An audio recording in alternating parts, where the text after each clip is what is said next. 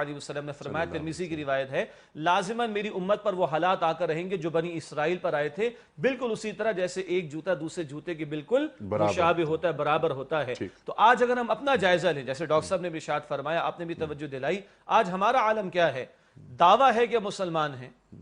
ٹھیک، اور ہم نمازیں ضائع کر کے بھی مسلمان ہیں،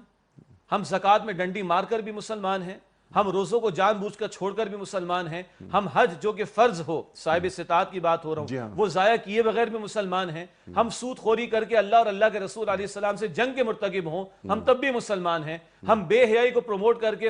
جو ہے وہ پھیلا کر اللہ کے غضب کو دعوت دیں، ہم پھر بھی مسلمان ہیں، ہم ملاوٹ کریں پھر بھی مسلمان ہیں، اور ہماری تمنا کیا ہے؟ آج ہم سے کوئی پوچھے کہ یہودی کہاں جائے گا، ہم فٹ کہتے ہیں کہ جہنم میں جائے گا،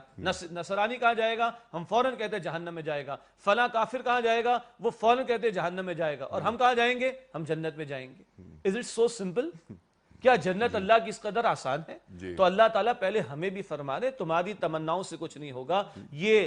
وشفل تھنکنگ جسے کہا جاتا ہے، ہمارے استاد ڈاکٹر صاحب یہ رحمۃ اللہ علیہ یہ لفظ استعمال کرتے تھے وشفل تھنکنگ کا، نہ ان کی وشفل تھنکنگ سے کچھ ہوگا، قرآن گویا کہ کہہ رہے ہیں، نہ تمہاری وشفل تھنکنگ سے کچھ ہوگا۔ پھر جیسے ڈاکٹر صاحب نے آیت کوٹ کی سورہ المائدہ کی آیت نمبر 18 کہ یہود و نصارہ کیا دعوے کر رہے تھے؟ نحن ابناء اللہ وحباہ، ہم اللہ کے بیٹوں کی طرح اللہ کے چہیتے ہیں، ہم نبیوں کی نسل میں ہیں۔ آج ہمارا بھی شاید سہارا یہی رہ گیا کہ خار ہیں، بدکار ہیں، ڈوبے ہوئے ذلت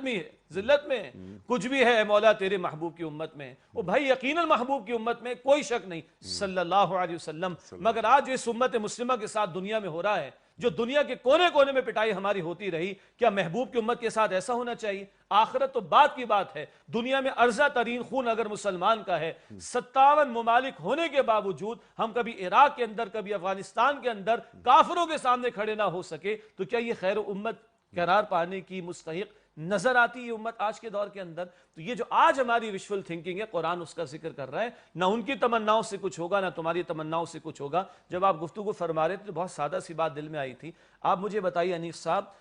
50,000 کی تنخواہ ہے میری، اگر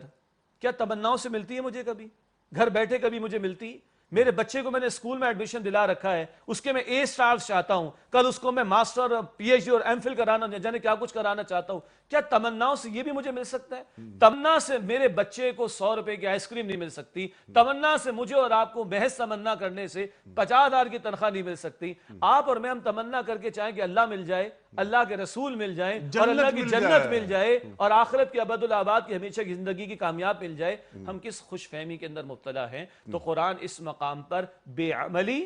خوش فہمی، وشفل تھنکنگ کی نفی کر کے بندہ مومن کو ایک متحرک زندگی جو اعمال صالحہ والی ہو، یہ آگے ہم بات کریں گے، فقط اعمال کی بات نہیں کرتا قرآن، یہاں تو ایمان کے ساتھ اور صالحات کا ذکر اگلی آیت کے اندر آئے گا، وہ ہم بات کریں گے الگ سے۔ تو بنیادی میسج، محض اپنے آپ کو تمناؤں تک محدود نہ رکھو، اور بہت اچھی بات آئی کہ ہم کسی نسب کے ساتھ تعلق رکھتے ہوں کہ میں فلاں کی نسل میں سے ہوں، کہاں لے کے جائیں گے؟ بخاری شریف کی وہ حدیث، اللہ کے رسول مکرم علیہ السلام اپنے خاندان والوں کو جمع کر کے خطاب فرمائے، اے خاندان بنو عبد المطلب، اے خاندان بنو ہاشم، اپنے آپ کو جہنم کی آگ سے بچاؤ، کل میں تمہارے کسی کام آنے والا نہیں۔ اے صفیہ میری پھوپھی جان، اپنے آپ کو جہنم کی آگ سے بچائیے، میں کل آپ کے کسی کام آنے والا نہیں۔ اور اے فاطمہ میری لخت جگر، بیٹا اپنے آپ کو جہنم کی آگ سے بچانا، کل میں تمہارے کسی کام آنے والا نہیں ہوں۔ اللہ کے رسول مکرم اپنے خاندان کے لوگوں کو لخت جگر کو یہ فرما دیں، باقی کسی کی کیا اوقات یہ حیثیت رہ جاتی ہے کہ وہ اس پر مطمئن ہو کر بیٹھ جائے کہ میں فلاں کی نسل میں سے ہوں اور اس بنیاد پر میری بخشش ہو جائے گی۔ یہ سارے چور دروازے قرآن نے بھی اور رسول اکرم علیہ الصلوۃ والسلام نے بھی بند کر دی۔